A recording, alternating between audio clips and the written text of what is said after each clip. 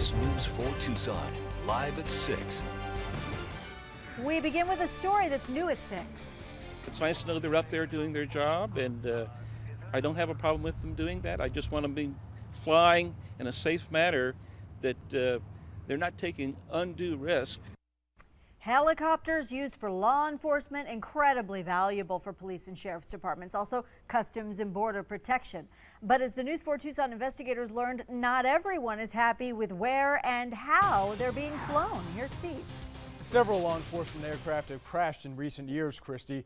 There were 2 incidents in particular last year that make some people wonder about the risk. But on the flip side, those aircraft are in use around the clock.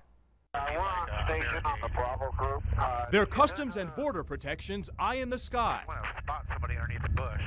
Aerial cover for federal agents on the ground. But former commercial pilot Dwight Thibodeau tells the News 4 Tucson investigators that he complained to CBP because its helicopters have made several low-level passes over his home in Rio Rico. The time I saw this, there was no chase involved. I mean, no one was being chased, and I just felt what they were doing was very, very unsafe. Thibodeau even took these photos of an incident. He didn't get a call back from CBP about his complaint, so he took it to the Federal Aviation Administration.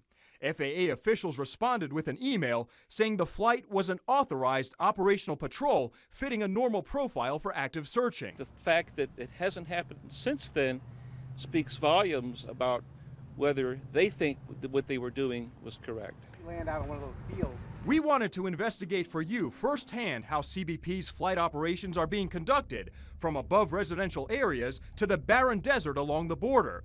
Pilot Greg Garcia has been flying helicopters for more than 25 years. Does CBP have safety standards you have to adhere to? And they're getting more and more defined, the longer I've been within CBP. Garcia tells us high-speed maneuvers, tight turns, and flying at low altitude are often required depending on the operation, even though they may not look necessary to people on the ground. Those maneuvers are definitely, I'm getting up in age, I've been doing this a long time, are absolutely not fun. If I'm doing a quarter troop maneuver or a high bank turn, that's putting a lot of G-forces on me. It's kind of sucking the blood out of my brain and making everybody in the aircraft uncomfortable. But we have to do that at times to get a good view or a good angle. We dug a little deeper into law enforcement aviation for you. On New Year's Eve, a helicopter leased by the Cochise County Sheriff's Department crashed near Benson, killing both people on board. In October, a CBP helicopter made a hard landing near Bisbee. The pilot walked away in that case.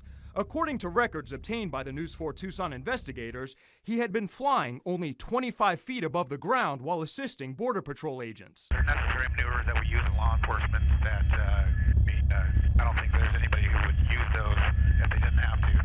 That's why maintenance is a key component of CBP's air unit. We found that in 2013, the CBP Air Branch in Tucson flew more than 12,000 hours and assisted with more than 13,000 apprehensions. Last year, that increased to more than 13,000 hours in the sky and more than 20,000 apprehensions. It's nice to know they're up there doing their job, and I don't have a problem with them doing that. I just want them be flying in a safe manner, that they're not taking undue risk. But risk is inherent with this job. Because undocumented immigrants and smugglers don't take breaks, neither do the pilots. CBP has someone in the air 24/7. Both crashes are still under investigation. If you have something you'd like the News 4 Tucson investigators to check out for you, just email us at investigators@kvoa.com or call the News 4 Tucson investigators tip line at 955-4444.